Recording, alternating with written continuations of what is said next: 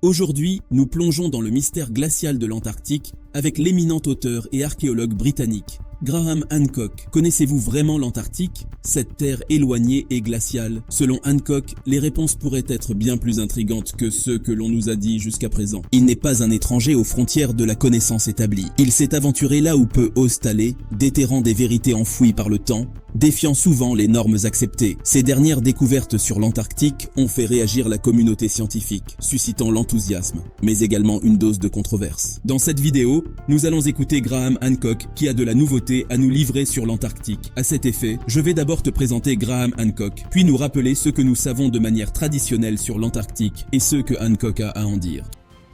Qui est en fait Graham Hancock?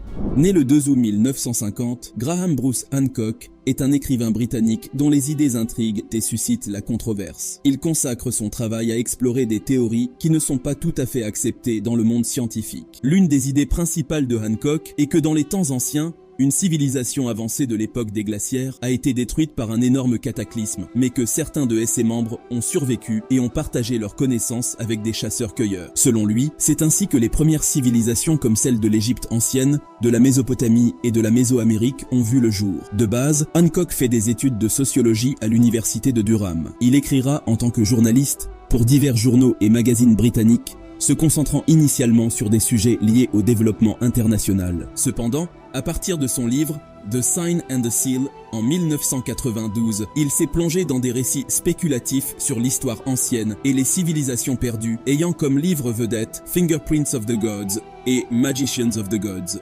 Ses idées ont été diffusées dans des films et des séries. Il obtiendra une audience plus large à travers la série Netflix Ancient Apocalypse en 2022, dans laquelle sont exposées ses idées. C'est également un invité régulier du podcast The Joe Rogan Experience. Cependant, certains experts critiquent les interprétations de Hancock, les qualifiant de pseudo-archéologie ou de pseudo-histoire. Ils soulignent des biais de confirmation, des interprétations discutables des preuves et l'absence d'un examen scientifique par les pairs pour étayer ses idées. Cette fois, c'est sur l'Antarctique, le continent mystérieux, qu'il a à nous apprendre. Déjà, faisons un rappel des acquis sur l'Antarctique. L'Antarctique, qu'en disent traditionnellement les scientifiques. L'Antarctique, continent polaire situé autour du pôle sud, est caractérisé par des conditions extrêmes, avec des températures fréquemment sous les -20 degrés Celsius. Sa calotte glaciaire, d'une épaisseur moyenne de 2 km, détient environ 60% de l'eau douce mondiale. Bien qu'hostile, la faune antarctique, comprenant manchots, phoques et baleines, a su s'adapter, une capacité qu'aimeraient bien avoir certains scientifiques, qui ne cessent de s'aventurer dans cet environnement inhospitalier. Les stations de recherche internationales étudient la glaciologie, la biologie marine et le climat, contribuant à notre compréhension des changements environnementaux mondiaux. Des observations révèlent des changements dans la calotte glaciaire liés au réchauffement climatique, impactant les niveaux de la mer. L'Antarctique est également connu pour le trou dans la couche d'ozone au printemps austral. Gouverné par l'accord sur l'Antarctique, qui interdit les activités militaires, ce continent reste un laboratoire précieux pour la recherche scientifique pacifique, crucial pour la préservation de notre planète.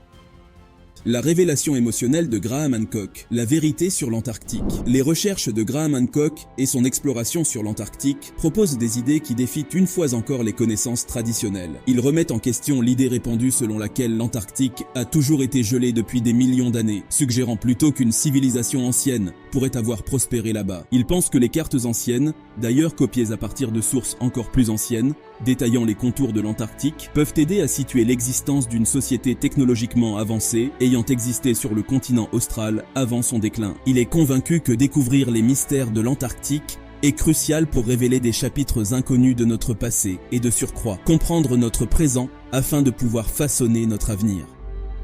L'hypothèse que des structures mégalithiques se cachent sous la glace de l'Antarctique pourrait fournir des preuves tangibles d'une civilisation préhistorique avancée, mettant en doute notre compréhension actuelle de l'histoire humaine. Et même s'il s'agit d'une théorie que tu aurais déjà entendu parler, Hancock semble vouloir communiquer une vérité qui pourrait changer pas mal de choses. D'ailleurs, lui-même le dit, il n'est pas l'initiateur de cette théorie.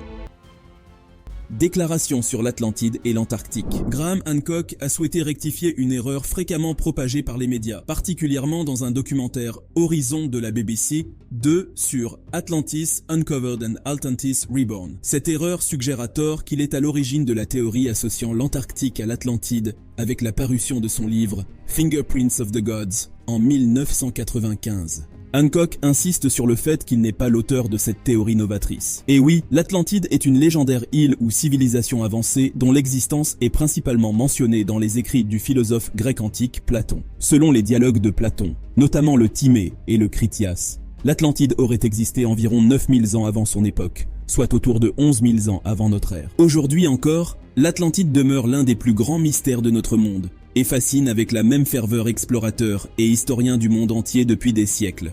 Graham Hancock tenait à préciser que le mérite de l'idée associant l'Antarctique à l'Atlantide revenait aux Canadiens Rand et Rose Flem-Hatt, les véritables créateurs, qui exposent cette théorie dans leur livre When the Sky Fell, paru en 1995, dont il a eu le privilège de lire le manuscrit en 1993. Hancock est convaincu de la révolution et de l'importance de leur théorie pour la compréhension d'éventuelles civilisations perdues. Son rôle dans cette affaire se résume à celui d'un rapporteur et d'un synthétiseur, unificateur des travaux de nombreux chercheurs, tels que décrits dans les chapitres 50 et 51, Fingerprints of the Gods, ou l'empreinte des dieux. Cependant, malgré ces clarifications constantes depuis le début, de nombreuses fois, dans les médias écrits et audiovisuels, on lui aurait injustement attribué la paternité de la théorie reliant l'Atlantide à l'Antarctique.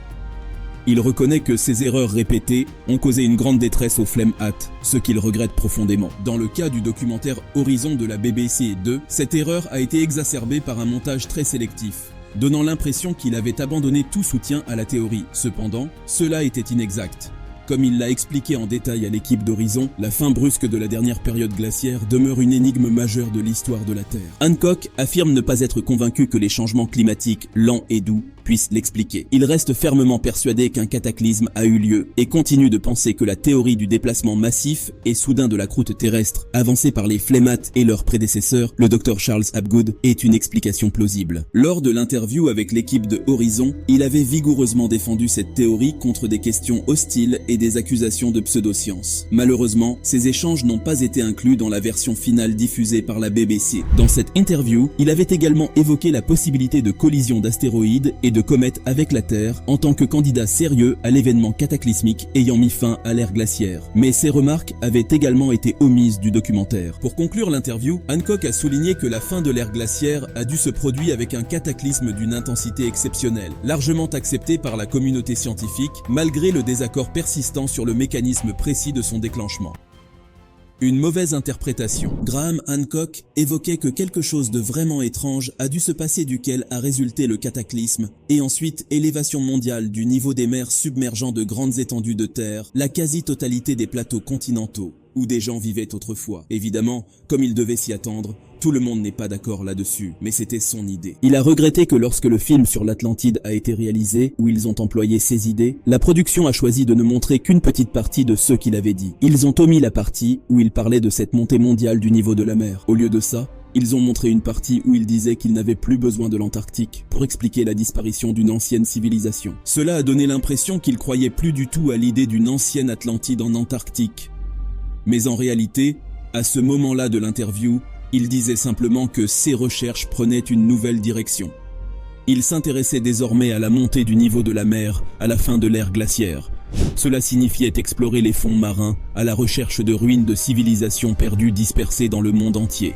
À l'époque, les géologues n'ont pas vraiment aimé cette idée que la croûte terrestre puisse bouger. Ils ont traité cette théorie avec beaucoup de mépris, la qualifiant même de farfelue. Ils n'ont pas pris la peine de l'examiner sérieusement, préférant laisser penser que c'était quelque chose d'impossible, soutenu par des gens qui ne sont pas très sérieux et qui ne méritent pas l'attention des vrais scientifiques. Pourtant, en secret, des preuves commençaient déjà à s'accumuler doucement, montrant que parfois, la croûte terrestre peut vraiment se déplacer.